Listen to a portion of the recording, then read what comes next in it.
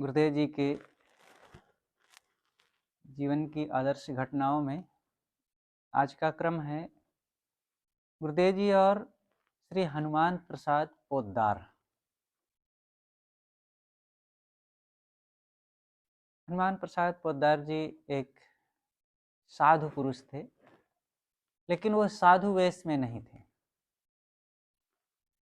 वो गृहस्थी जीवन में रहे, लेकिन जीवन भर वो सेवा करते रहे। और गीता प्रेस जो गोरखपुर में एक संस्था है, उसके वे जब तक रहे सारा संचालन व्यवस्था देखते थे और सेवा करते थे, और बहुत बहुत ही अच्छे स्वभाव के रहे। तो उनसे कैसे गुरुदेव जी की मुलाकात हुई और क्या चर्चाएं हुई। नवंबर 1965 की बात है। बड़हरा कबीर आश्रम का कार्यक्रम संपन्न होने के बाद गुरुदेव जी का विचार अजगैबा कबीर आश्रम जाने का हुआ। और अजगैबा गोरखपुर जिला में पाली तहसील के पास पड़ता है। संयोग से उन दिनों अजगैबा आश्रम का संत सम्मेलन भी आ गया था।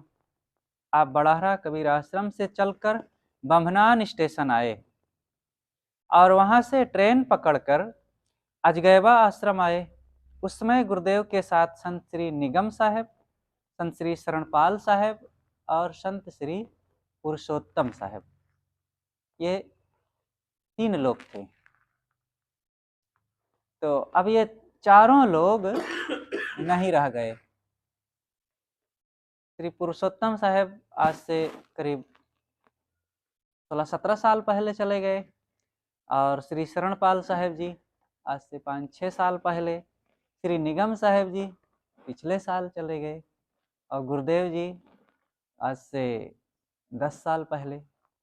इस प्रकार से ये कैसा बदलाव आ जाता है यहाँ।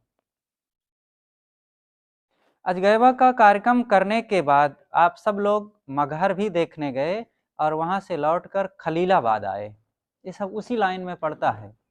लखनऊ गोरखपुर के बीच में जो रेलवे लाइन है, यही सब ये सब जगहें उसी के आसपास है।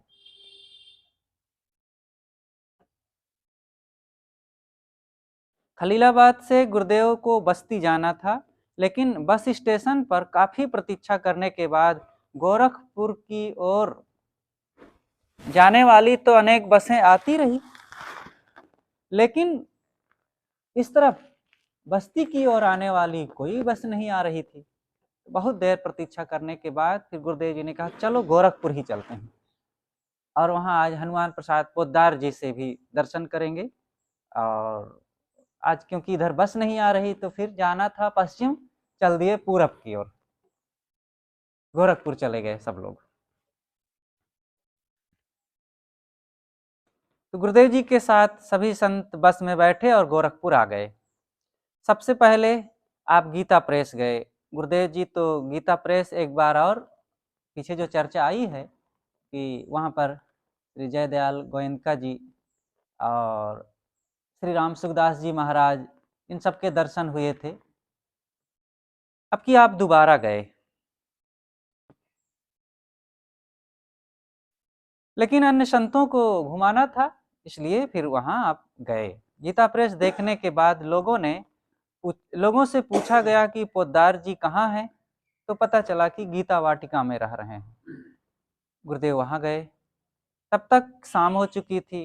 दरवाजे पर एक दरबान था। पूछने पर उसने कहा भाई जी नहीं मिलेंगे। पोद्दार जी को भाई जी भी कहा जाता था वहां पर। तो उन्होंने कहा कि भाई जी इस समय नहीं मिलेंगे। गुरुदेव जी ने कहा भाई जाकर के बता दो कि कुछ संत आए हैं, लेकिन वह बारंबार नहीं नहीं करता रहे। उसी समय अंदर से एक सज्जन निकले जो पोद्दार जी से मिल करके ही आए थे। तो उन्होंने देखा कि संत आए हैं, अंदर जाना चाहते हैं, रोक रहे हैं। कहीं जाने दो, काहे को रोक रहे हो। तो उन्होंने थोड़ा सा झिझलाते हुए, झिड़कते हुए कहा। तब वो अंदर गए और फिर पोद्दार जी से बात किए। तो तुरंत बाहर निकले और कहा आप लोग चलिए महाराज जी, भाई जी बुला रहे हैं।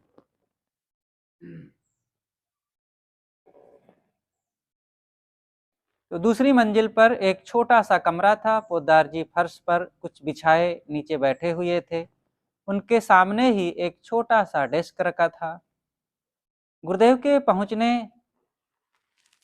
के बाद गुरुदेव जी के पहुंचते ही वे तुरंत सामने कुछ बिछाने लगे और वे बड़े प्रसन्न हो गए।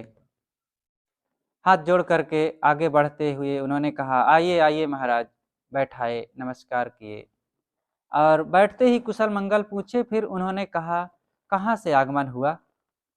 गुरुदेव जी ने कहा, हम कबीर आश्रम गोंडा बड़हरा से आए हुए हैं, किंतु अभी अजगैबा मगहर में रहे और वहां से तत्काल आ रहे हैं।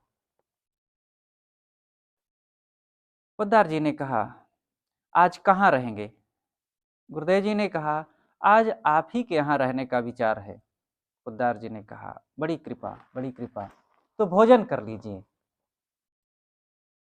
गुरुदेव जी ने कहा कि हम लोग अपने से इतने कहते हैं, अच्छा अच्छा कोई बात नहीं, अपने से बनाए खाएंगे।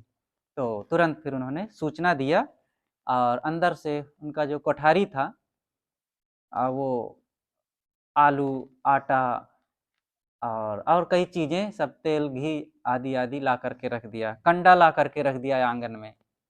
और फिर आप लोगों ने लिट्टी चोखा ये सब बनाए और खाए पिए। गुरुदेव जी और वहाँ कुछ वार्ता करना चाहे तो पोद्दार जी ने कहा, इस समय मैं कल्याण विशेषांक का संपादन कर रहा हूँ।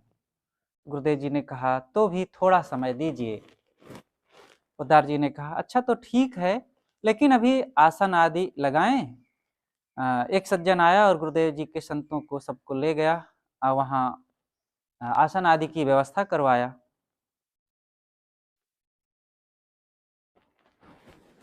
संतों ने ये सब खाने पीने के बाद फिर विश्राम किया और फिर एक व्यक्ति आया और कहा कि अभी आप लोग विश्राम कर ही रहे थे।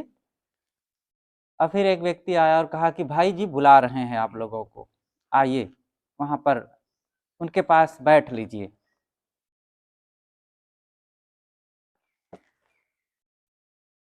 तब गुरुदेव जी उनके पास गए, कुछ आपसी चर्चाएं हुई।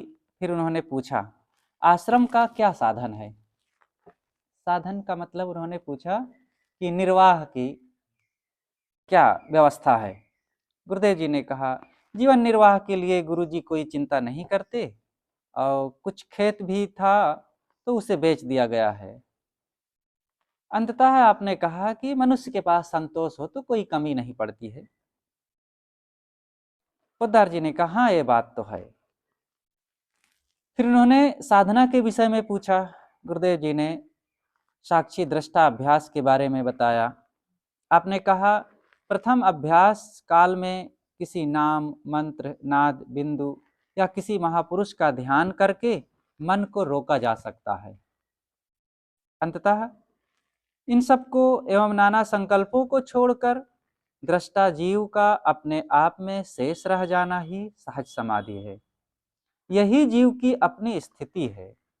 पोद्दार जी आंखें बंद किए आपकी बातें सुन रहे थे बड़ी तल्लीनता पूर्वक। जब आपने बोलना बंद किया तो उन्होंने कहा, हाँ इसमें यही सावधानी होना चाहिए कि नींद न आने पाए। इसके बाद गुरुदेव ने कहा, अब आप हम लोगों को कुछ बताने की कृपा करें। उन्होंने कहा, आप लोगों को क्या बताऊं? उन्होंने गीता का एक श्लोक कहा, यस्त्वात्मरतिरेव स्यादात्म तृप्तश्च मानवः आत्मन्येव च संतुष्टस्य कार्यम न विद्यते।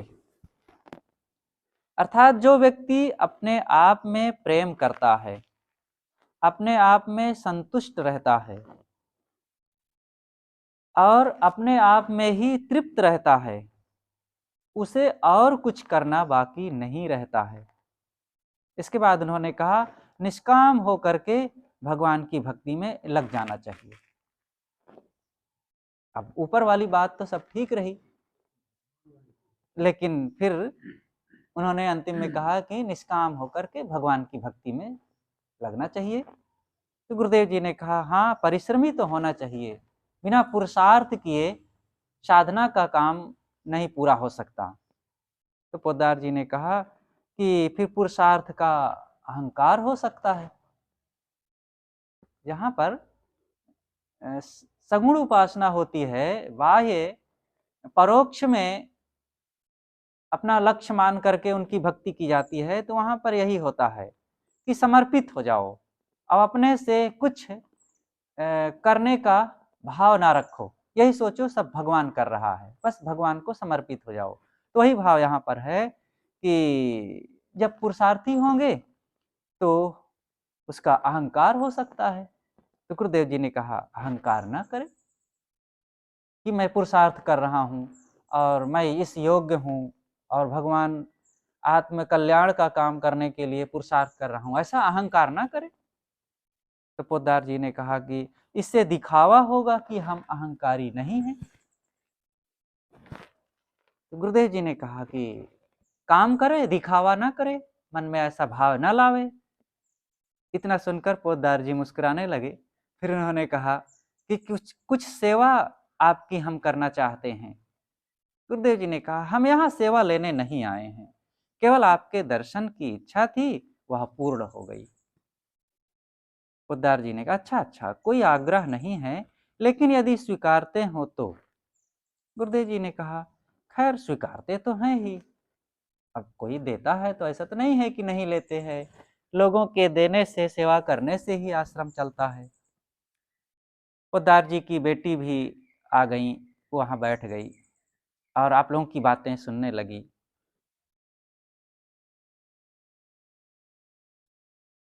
जब गुरुदेव शयन कक्ष में चले गए तो एक सज्जन आए और 100-100 की 2 नोट दे करके आप लोगों से कहे कि भाई जी ने भेजा है और आप लोगों को ये समर्पित है कि तो कृपया स्वीकार लीजिए।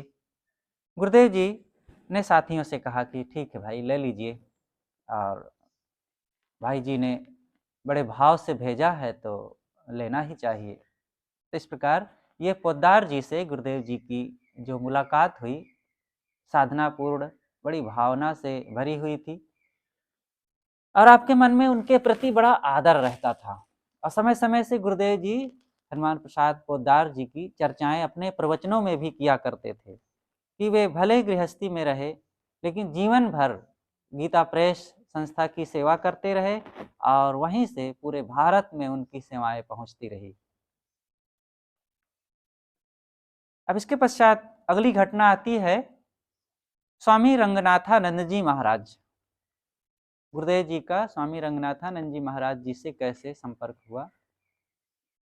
स्वामी विवेकानंद द्वारा स्थापित रामकृष्ण मिशन में स्वामी रंगनाथानंद जी महाराज एक अच्छे, प्रतिष्ठित, त्याग संपन्न, वैराग्यवान, प्रतिभा के धनी योग्य पुरुष हो चुके हैं। उन दिनों आप रामकृष्ण मठ हैदराबाद के अध्यक्ष थे।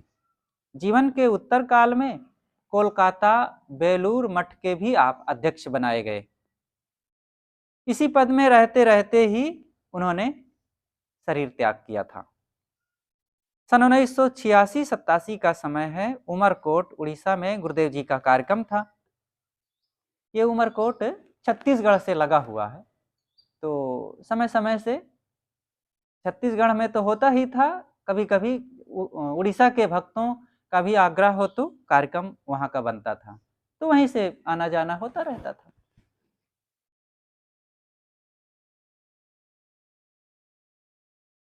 उसी समय उमरकोट में ही श्री रामकृष्ण मठ का शिलान्यास होना था और इस शिलान्यास कार्यक्रम में हैदराबाद से स्वामी श्री रंगनाथानंद जी महाराज वहां पधारे हुए थे।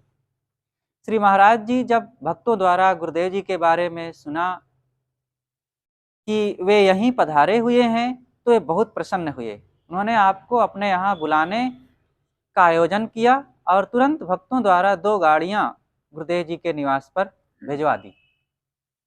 स्वामी रंगनाथानंद जी महाराज के आग्रह को गुरुदेव जी टाल ना सके। वे उस समय वहां के सर्किट हाउस में ठहरे हुए थे। गुरुदेव जी समाज सहित वहां गए। दोनों संत परस्पर मिलकर बहुत प्रसन्न हुए। गुरुदेव ने अपनी पुस्तकें भी उनको दी और इसके बाद महाराज जी ने गुरुदेव जी को अपने मंच पर ले जाकर के प्रवचन भी करवाया। आपके विचार सुनकर के वे बहुत गदगद हुए। उन्होंने कहा, मैं विदेशों में जाता हूँ, वहाँ भी कबीर साहब का पुष्कल प्रचार है। भारत में जब कहीं भी जाता हूँ तो कबीर साहब के गीत, कबीर साहब का प्रचार यहाँ तो है ही है। उन्होंने गुरुदेव जी से पूछा कि आपके साथ कोई भजन गाने वाला है? तो गुरुदेव जी ने कहा, हाँ है। फिर साथ में एक संत जो रहे वे भजन गाए। स्वामी रंगनाथानंद जी कबीर साहब की प्रशंसा में बारंबार दो शब्द का प्रयोग करते थे, पुष्कल और रैशनल। कबीर साहब के विचार रैशनल हैं और उनकी वाणियों का देश विदेश में पुष्कल प्रचार है। रैशनल का मतलब होता है तर्कपूर्ण। रैशनल और लॉजिकल ये लगभग समानार्थी शब्द हैं। तो तर्कपूर्ण, अकाट्य वचन, और पुष्कल का मतलब बहुत अधिक मात्रा में प्रचार है। स्वामी रंगनाथानंद जी ने कहा कि कबीर साहब एक ऐसे निराले संत हो चुके हैं जिनको सभी अपना मानते हैं। कोई भी मत पंथ का हो, सब कबीर साहब को पढ़ करके, उनके वाणियों को कह करके अपनी पूर्णता मानते हैं। कबीर साहब की याद जिस मंच में ना की जाए वो मंच अधूरा होता है। उनके भजन सभी संप्रदायों के उपासना स्थलों में गाए जाते हैं। अंत में गुरुदेव ने कहा, अच्छा तो महाराज अब मुझे आज्ञा दें, अब मैं चलूंगा। गुरुदेव जी, महाराज जी ने कहा, आपकी बड़ी कृपा जो आपने दर्शन दिया। दोनों महापुरुष खड़े होकर एक दूसरे को हाथ जोड़कर नमस्कार किए और गुरुदेव जी चल दिए। ये घटना रही स्वामी रंगनाथानंद जी महाराज की, जो विवेकानंद मिशन के एक योग प्रतिष्ठित साधक संत पुरुष थे। अगली घटना आती है गुरुदेव जी और झाली जी महाराज। उत्तर प्रदेश गोंडा जिला में झाली जी महाराज नाम से एक वैष्णव संत हो चुके हैं। झाली जी महाराज त्याग, वैराग, साधना संपन्न संत थे। साधना काल के पूर्वार्ध में वे गांव के बाहर बाग बगीचे, झाड़ झंखाड़ में अलग थलग पड़े रहते थे। तभी से उनका नाम झाली जी महाराज हो गया था। साधना काल के पूर्वार्ध का मतलब शुरुआत में, उत्तरार्ध का मतलब बाद में होता है और पूर्वार्ध का मतलब शुरुआत में। तो अपने जीवन के प्रारंभिक अवस्था में जब वे साधना में लगे तो ज्यादा उत्कर्ष रूप में वे साधना में लगे, तो साफ तरफ से निष्प्रय होकर के वो जा करके कहीं बाग बगीचे में, झाड़ झंखाड़ जहाँ रहे वहीं अपना एकांत पड़े रहते थे और ध्यान करते थे, मनन चिंतन करते थे और वहीं सो जाते थे कुछ ओढ़ करके। तो झाड़ झंखाड़ में रहने के कारण उनको झाली जी महाराज ही लोग कहने लगे थे। झाली जी महाराज गुरुदेव जी के प्रति अत्यंत भावना वाले थे। गुरुदेव की पुस्तकें तथा आपके विचारों से वे बहुत प्रभावित थे। एक बार कुछ संतों के साथ आप झाली जी महाराज से मिलने गए। मिलते ही वे आपको गले से लगा लिए। गुरुदेव पहले से उनकी त्याग वृत्ति से परिचित थे, अतः आप स्वयं उनके चरणों में ना चढ़ा करके एक संत से कुछ पैसे चढ़वा दिए। अपने किसी दूसरे संत से गुरुदेव जी ने एक लिफाफा में भर करके पैसा चढ़वा दिए। जब दूसरे संत चढ़ाए तो झाली जी महाराज जी ज्यादा ध्यान नहीं दिए, उस समय नहीं देखे। उस समय तो वे जान न पाए। बाद में जब लिफाफा देखे तो अन्य संतों से कह रहे थे, साहब कितने चतुर हैं, कब पैसा चढ़ा दिए हम जान ही नहीं पाए।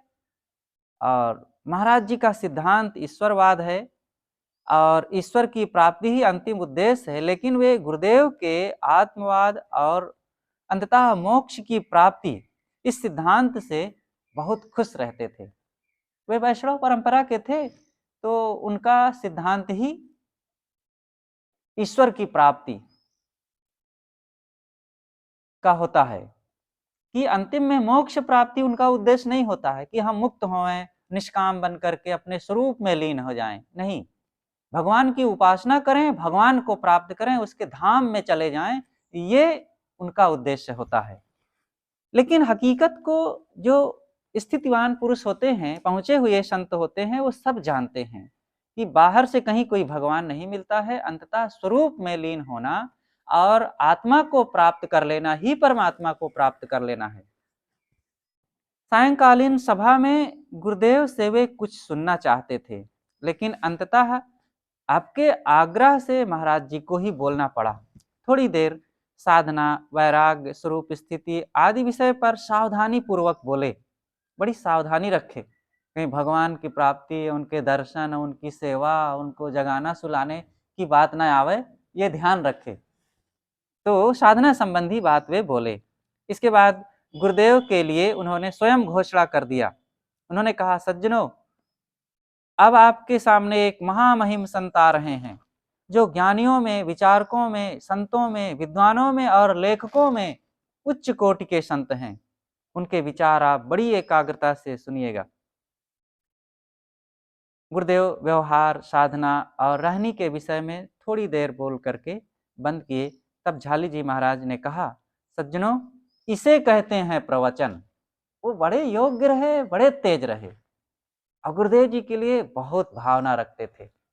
तो तुरंत फिर वे बोल पड़े कि सज्जनों, इसे कहते हैं प्रवचन। किस्सा कहानी तो लोग सुनते ही रहते हैं, साहेब की बातें सीधी आत्मा के कल्याण के लिए है। दूसरे दिन गुरुदेव किसी भक्त के आतिथ्य में पास के एक गांव में गए थे। वहां भोजन भंडार बना रहे थे। इधर झाली जी महाराज के पास वहीं निकट के ही राजा के गुरु आए। जहाँ रहते थे वहाँ एक राज परिवार था और उनके गुरु एक ब्राह्मण थे, तो वे आए। उनसे बातें करते हुए उन्होंने गुरुदेव के ज्ञान, वैराग्य, साधना आदि के विषय में बातें की।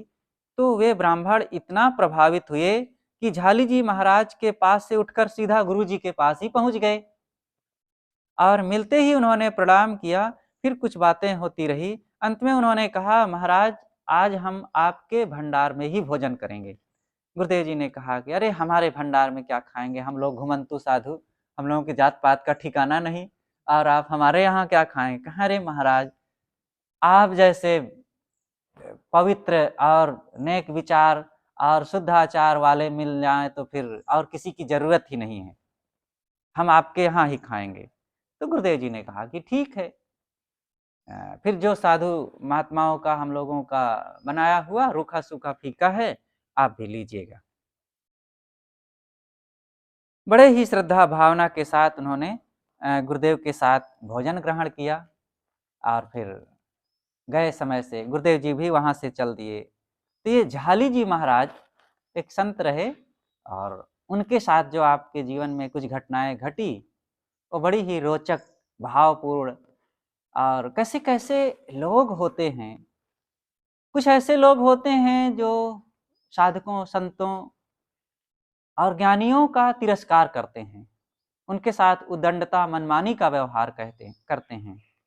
और कुछ अधिकतम अच्छे लोग ही होते हैं और वे स्वयं योग्य होते हुए भी दूसरे योग्य लोगों का आदर करते हैं। सच है, सदगुरु कबीर की जो एक साखी आती है कि सज्जन को सज्जन मिले होवे दो दो बात, और गधे को गधे मिले खावे दो दो लात। तो ये तो होता ही है। जब योग्य पुरुष किसी अन्य की योग्यता को देखते हैं तो उनका सिर झुक जाता है, और जब दुष्ट पुरुष किसी दूसरे को देखते हैं, वे दुष्ट को देखते हैं, तब तो उद्दंडता सूझती ही है, उनके साथ वे रहते ही हैं अपने ढंग से। लेकिन योग्य लोगों को देख करके भी उनके मन में उद्दंडता ही सूझती है, क्योंकि जो है उनके अंदर वही निकलेगा। जो रहे करवा सो निकले टोटी। गुरुदेव जी और महंत श्री नृत्य गोपाल दास जी महाराज, ये अयोध्या के एक प्रसिद्ध वैष्णव संत हैं जो गुरुदेव जी के मित्र रूप में हैं। एक संत थे श्री शीतल साहेब, जिनके गुरु थे खलीलाबाद कबीर आश्रम के संत श्री सुखसागर साहेब। श्री शीतल साहेब का गुरुदेव श्री अभिलाष साहेब जी के प्रति अनन्य निष्ठा एवं प्रेम का भाव था।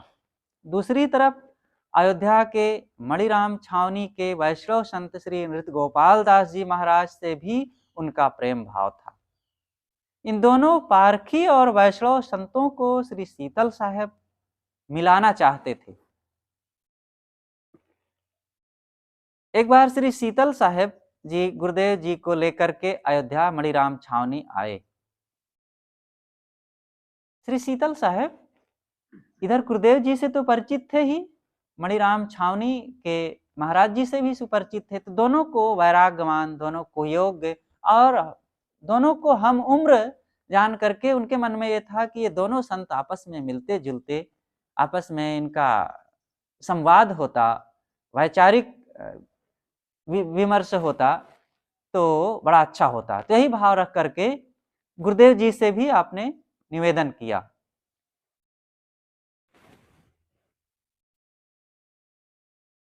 एक बार श्री शीतल साहेब जी गुरुदेव जी को लेकर के अयोध्या मणिराम छावनी आए और यह आपका मणिराम छावनी में प्रथम आगमन था। गुरुदेव जी तथा छावनी के महंत नृत्य गोपाल दास जी महाराज परस्पर मिलकर अभिवादन किए और प्रेम से बात व्यवहार हुआ। आप सब लोग श्री राम मंदिर के सामने ही बैठे थे। आरती का समय हो गया। संत भक्त एवं दर्शक सब हाथ जोड़कर खड़े हो गए। गुरुदेव जी ने भी वहां अन्यों की तरह हाथ जोड़ लिया, किंतु श्री शीतल साहेब यूं ही हाथ लटकाए खड़े रहे। उन्होंने सोचा, हम मूर्ति के सामने क्यों हाथ जोड़ें। परिक्रमा के दौरान जब जब श्री नृत्य गोपाल दास जी महाराज सामने आते तो श्री शीतल साहेब को देख करके मुस्कुरा देते। अब गुरु जी को वे श्रेष्ठ मानते थे, उनको भी श्रेष्ठ मानते थे और दोनों के विचारों से परिचित थे। तो अब अपना ज्यादा उम्र के रहे श्री शीतल साहेब जी, तो सोचे कि हम तो निर्गुणी उपासक हैं और कबीर साहब के अनुयायी हैं और ये लोग तो सगुण उपासना वाले मूर्ति पूजक हैं।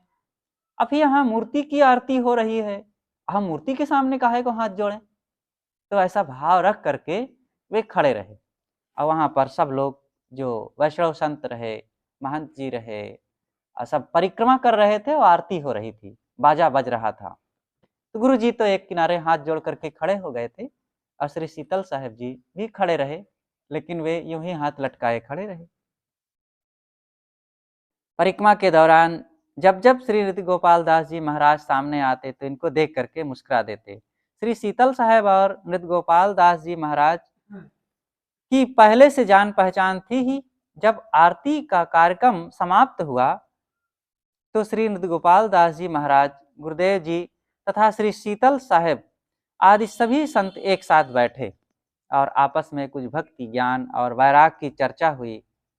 श्री नृत्य गोपाल दास जी महाराज और गुरुदेव जी के मिलन का यही पहला अवसर था। इसके बाद तो दोनों संत समय समय से मिलते रहे। महाराज जी के पास से जब गुरुदेव जी और श्री शीतल साहेब जी निकले तो आपने श्री शीतल साहेब को समझाया कि वहां के संतगण अपने इष्ट की उपासना कर रहे थे। जब आप वहीं खड़े थे तो आपको भी हाथ जोड़ लेना चाहिए।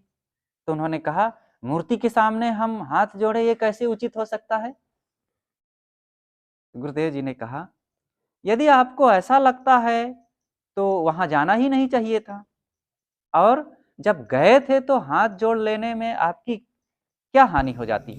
कम से कम यही भाव रख करके हाथ जोड़ लेते कि यहाँ पर इतने संत हैं और वे कितने वैरागवान अच्छे साधक हैं, तो उन्हीं को याद करके हाथ जोड़ लेते। गुरुदेव की ये बातें उनको काफी अपील की। उन्होंने महसूस किया कि मैंने ठीक नहीं किया। सन 1970 की बात होगी, ये उन्हीं की घटना है। अगली ये घटना, गुरुदेव जी अपने संत समाज सहित नृत्य गोपाल दास जी महाराज से मिलने अयोध्या गए। उस समय वे अपने स्वागत कक्ष में बैठे थे। गुरुदेव को देख करके उनको काफी प्रसन्नता हुई। कुछ समय बाद उन्होंने कहा, हम आप ऊपर चलें, थोड़ा बैठते हैं। नित्य गोपाल दास जी महाराज गुरुदेव जी को साथ लेकर के ऊपर अपने कक्ष में गए और अंदर से फाटक बंद कर लिए। महाराज जी ने स्वयं गुरुदेव के लिए एक आसनी बिछाए और अपने से बाईं तरफ सट करके ही बैठ गए। उन दिनों वे गुरुदेव की लिखी पुस्तक जगन मीमांसा पढ़ रहे थे। उन्होंने कहा, कुछ साधना की बातें बताइए। गुरुदेव ने कुछ समय थोड़े में अपने विचार रखे। साधक इंद्रिय मन के बाह्य दृश्य प्रपंच एवं अपने माने हुए नाम रूप से मुड़कर अपने आप में स्थित हो जाए। केवल अपने आप में निराधार स्थित रहने से फिर साधक की अंतिम स्थिति प्राप्त होती है। इसके आगे ना कोई राह है, ना कोई मंजिल। आत्मस्थिति के लिए अलग से कुछ पाना नहीं है। हमारा प्राप्तव्य हमारे अंदर ही है, जो नित्य एक रस सदा प्राप्त है। इतनी बातें हुई और महाराज जी एकदम प्रसन्न हुए। और भी कुछ बातें हुई थी जो फिर वो चर्चाएं यहाँ पर नहीं प्रस्तुत किया गया है, लेकिन ये सकारात्मक जो बातें हुई थी, महाराज जी गुरुदेव जी की बातों से सुन करके खुश हुए और उनके मन में भी बड़ा भाव रहता था गुरुदेव जी के लिए। और उनका जन्म स्थान भी गुरुदेव जी के क्षेत्र में ही है और वे भी अपने माता पिता के बड़े होनहार योग्य बेटे थे। और जब गृह त्याग किए थे तो उनके माता पिताजी भी बहुत कष्टित हुए थे और वापस लाना चाहे, लेकिन उनके भी मन में अत्यंत वैराग्य भाव था और भगवान से मिलने का, उनके दर्शन करने का, भगवान के धाम में जाने का उनका बड़ा भाव था। और यही भाव में फिर आकर के अयोध्या में मणिराम छावनी में फिर वे रहने लगे और फिर आजीवन वहीं रहते रहे।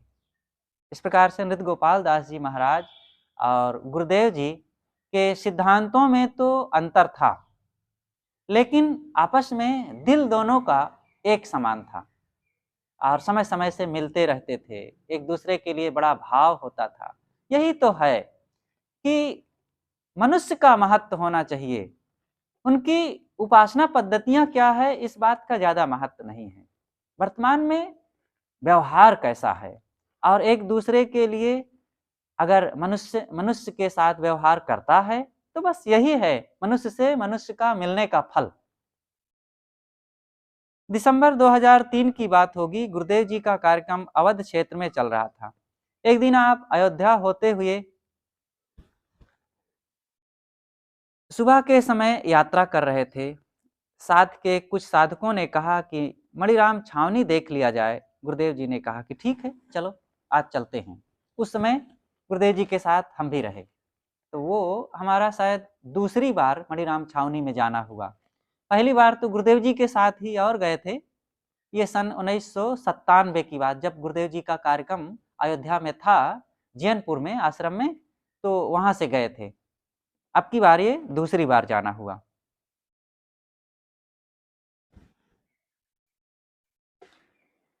सभी संत गुरुदेव जी के साथ मणिराम छावनी में नृत्य गोपाल दास जी महाराज के आश्रम में प्रवेश किए। कुछ संत तो आश्रम घूमने चले गए, लेकिन गुरुदेव जी के साथ संत श्री गुरुभूषण साहेब जी तथा एक अन्य साधक महाराज जी के पास बैठे।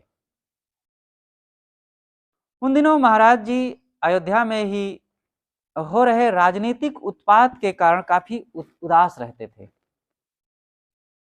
बात करते हुए उन्होंने गुरु जी से निराश भाव में कहा, ना बाहर दिखता है ना भीतर।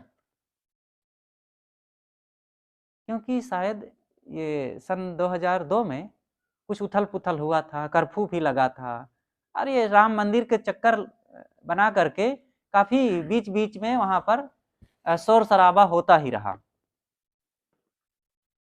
गुरुदेव जी ने कहा, यह तो अपनी अपनी दृष्टि है महाराज जी, लेकिन वह परमात्मा तो बाहर भी दिखता है और भीतर भी। बाहर मनुष्यों एवं प्राणियों का समूह है जो परमात्मा है, और भीतर आत्मा है जो मेरी स्वयं की सत्ता है। मेरा स्वयं का होना इससे स्पष्ट और क्या हो सकता है? मेरी अपने आप में स्थिति ही परम तृप्ति है। अंदर मेरी स्वयं की सत्ता और बाहर प्राणियों के अलावा अलग से भगवान कहाँ मिलेगा? इस प्रकार गुरुदेव ने जब कहा तो उनको लगा, लेकिन जिसकी रही भावना जैसी, जो जिस ढंग से अपने मन को तदाकार किए रहता है, वही चीज पाने के लिए सब समय ललक बनी रहती है। लेकिन जो प्रत्यक्ष हाजिर हुजूर स्वसत्ता है, इसमें कौन संदेह हो सकता है? बाहर कोई कहे वह है, इसमें संदेह है। वह है, अब कैसा है, कहाँ है कि नहीं है, और वही है कि कोई और है, इसमें अनेक संदेह होता है। लेकिन मैं हूं, इसमें कोई संदेह नहीं, मैं हूं, हाजिर हुजूर हूं।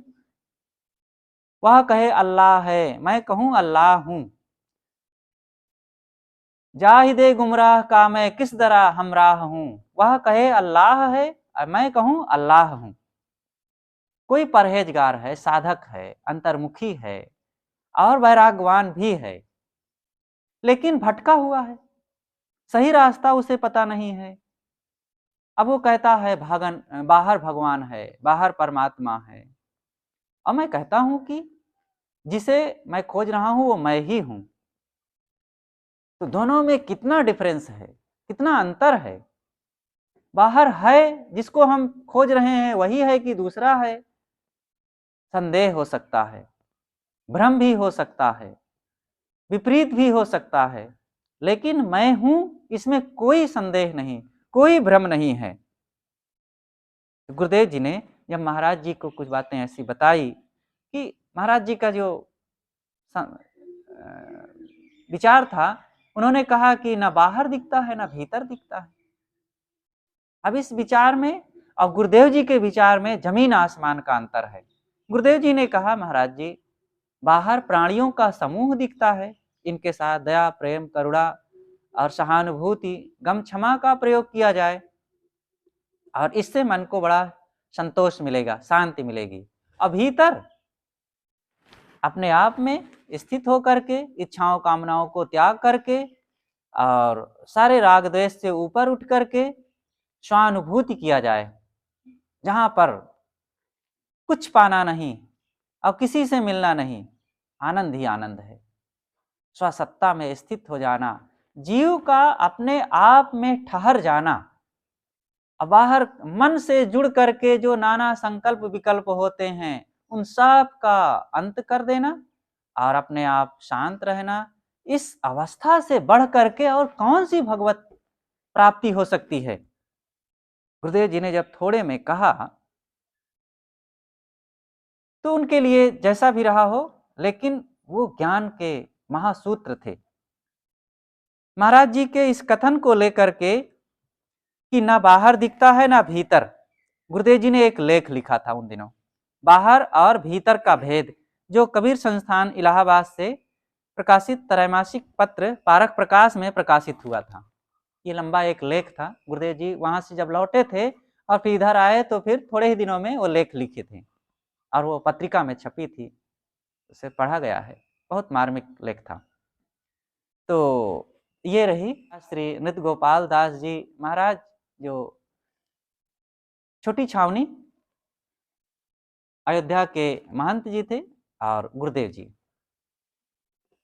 तो दोनों का परस्पर समय समय से संपर्क होता रहता था।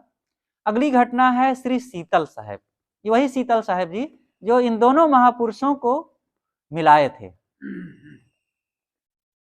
श्री शीतल साहब उत्तर प्रदेश हमीरपुर जिला के एक गांव में ब्राह्मण परिवार में जन्मे थे,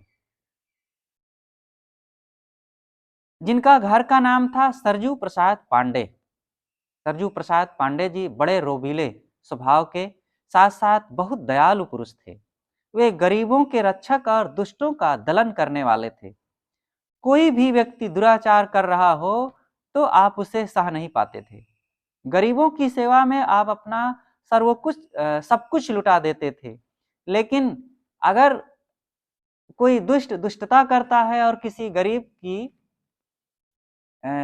किसी वस्तु का हरण कर रहा है, उसका किसी प्रकार से नुकसान कर रहा है, तो फिर आप सह नहीं पाते थे। सरजू प्रसाद पांडे जी अपनी 60 वर्ष की उम्र में सन 1962 में वैराग जीवन स्वीकार कर लिया। गृह त्याग के बाद आप अजगैबा संत कबीर नगर निवासी संत श्री सुखसागर साहेब जी की शरण में चले गए। संत श्री सुखसागर साहेब के द्वारा ही आपका साधुवेश हुआ। आपका नाम श्री शीतल साहेब रखा गया, जिन्हें हम आदर से संत श्री शीतल साहेब के नाम से जानते हैं। साधुवेश होने के बाद आपका नाम शीतल दास रखा गया, जिन्हें हम आदर से संत श्री शीतल साहेब के नाम से जानते हैं। गुरुदेव श्री अभिलाष साहेब जी से बड़हरा कबीर आश्रम में ही संत श्री शीतल साहेब जी की 1965 में प्रथम मुलाकात हुई। उस समय गुरुदेव की उम्र कुल 32 वर्ष की थी। शारीरिक अवस्था में इतना अंतर होते हुए भी आपको श्री शीतल साहेब जी गुरुवत मानते थे। श्री शीतल साहेब जी पहले ही बताया गया कि अत्यंत रोबीले थे और ब्राह्मण परिवार के और बड़े खानदान के थे, और जैसे बड़े खानदान के थे वैसे बड़ी बुद्धि, बड़ा स्वभाव और बड़े खरे दिमाग के थे। बात बात में थोड़े में वो गुस्सा भी जाते थे। एक बार की बात है, हमीरपुर में ही कहीं कुछ कोई एक दूसरा व्यक्ति आया बाहर से और आकर के बड़ा हल्ला गुल्ला, वो भी बहुत रईस व्यक्ति था, और ऐसा कुछ शोर शराबा करने लगा था, लोगों को गाली गुप्तार करने लगा। तो लाठी लेकर के ये दौड़े और इनके साथ कई लोग की बहुत फिर लड़ाई हो गई थी, लाठी चल गई थी। तो इस ढंग से कई उनकी घटनाएं रहीं जो यहाँ पर नहीं दिया गया है। श्री शीतल साहेब जी किसी की गलती को श्री शीतल साहेब की किसी गलती के लिए गुरुदेव जी ने उन्हें समझाया। श्री शीतल साहेब एकदम मौन हो गए।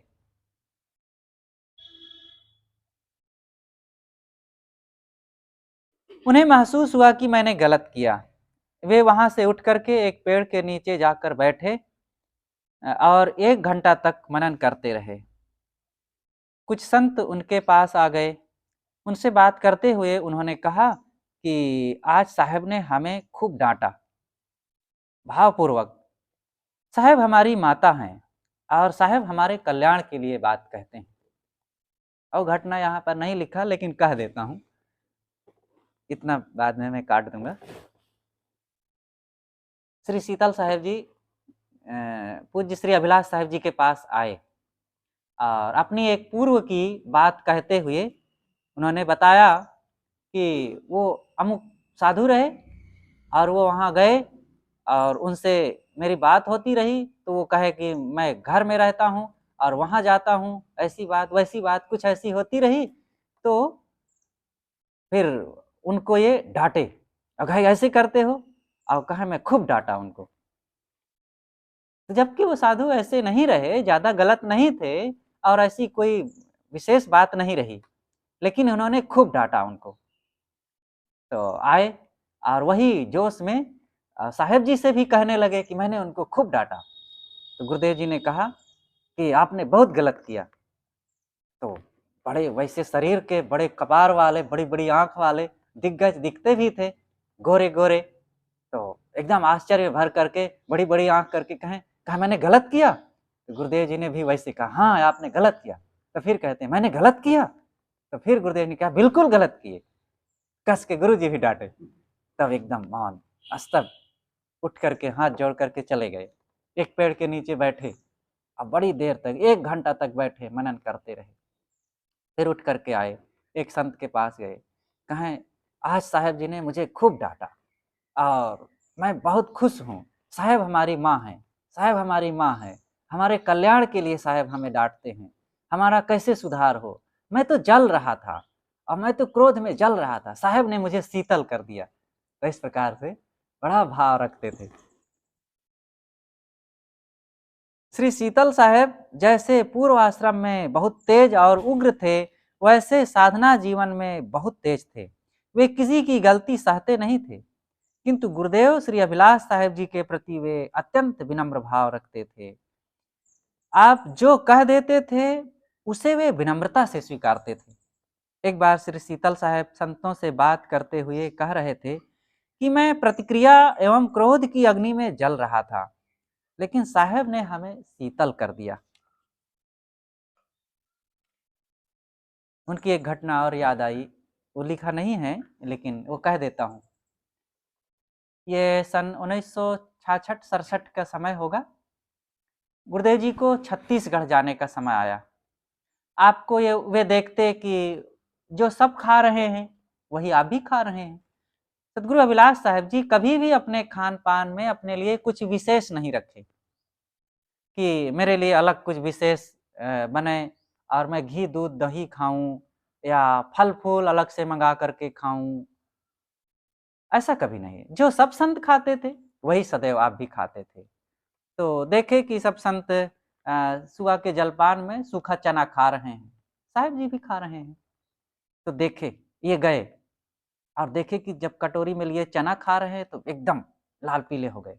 वो तुरंत गुस्सा जैसे जाते थे। कहें कि अगर आपको यही सूखा चना खाना है तो लिखना पढ़ना पढ़ना बंद कर दीजिए। और इतना मेहनत करते हैं, इतना लिखते पढ़ते हैं और ये सूखा चना खाते हैं।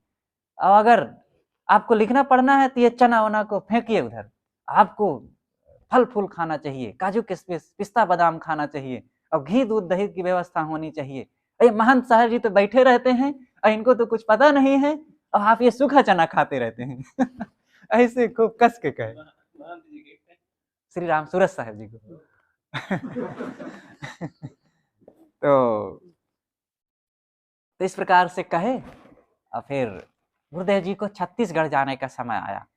तो वे अपने से बाजार गए, शायद बमनान बाजार गए, अपने पैसे से काजू, किशमिश और बादाम और क्या-क्या और कई चीज़ें लाए और उसका फिर बना करके, तैयार करके, घी मिला करके खूब अपने हाथ से लड्डू बनाए और एक कनस्तर में भर करके दिए और कहें कि साहब इसे आप ले जाइए, अपने साथ रखिएगा, अब आप खाइएगा और इसको आप जब तक ये चले खाते रहना है, ये चलेगा, खराब होने वाली चीज़ नहीं है। छत्तीसगढ़ जाते हैं, हम गए हैं छत्तीसगढ़ जानते हैं, वहाँ अभी जैसे थोड़ा कठोर में गए, कहा जैसे गायों को पैरा नीर देते हैं और कुछ नहीं डालते हैं, वैसे आपके लिए भी वही भात भर दिए थाली में बस और कुछ खाने की चिंता नहीं करते हैं। तो आप इसके ले जाइएगा, आप खाइएगा। तो साहब भी चुप शांत सुनते रहे और मुस्कुराते रहे, कहे साहब आप हमें तो बहुत चिंता हमारी कर रहे हैं। फिर क्या करें साहब को दिए तो फिर साहब ले गए, कुछ दिन खाए, संतों को खिलाए, खत्म कर दिए जल्दी। इस प्रकार से श्री शीतल साहेब जी बहुत आपके लिए भाव रखते थे। उनकी कई मीठी-मीठी घटनाएँ हैं और भी अनेक घटनाएँ, लेकिन वो यहाँ कहने का अवसर नहीं है, ज़्यादा चर्चा नहीं बढ़ाएँगे। मतलब यहाँ ये प्रसंग इसलिए कहा जा रहा है कि गुरुदेव जी के जीवन में कैसे-कैसे योग्य-योग्य संत मिले, भक्त मिले, दूसरे मत पंथ वाले भक्त संत मिले और उन सबका भाव कैसे आपके लिए रहता था। हमने तो जी गुरुदेव जी के उत्तर काल में देखे कि जिस ढंग से देखे यह भी बहुत कुछ रहा, लेकिन पूर्व काल में शुरू से ही आपके जीवन में कैसी-कैसी घटनाएँ घटी और आपका कैसा प्रभाव था, कैसे जीवन था, वो बड़ा अद्भुत रहा शुरू से।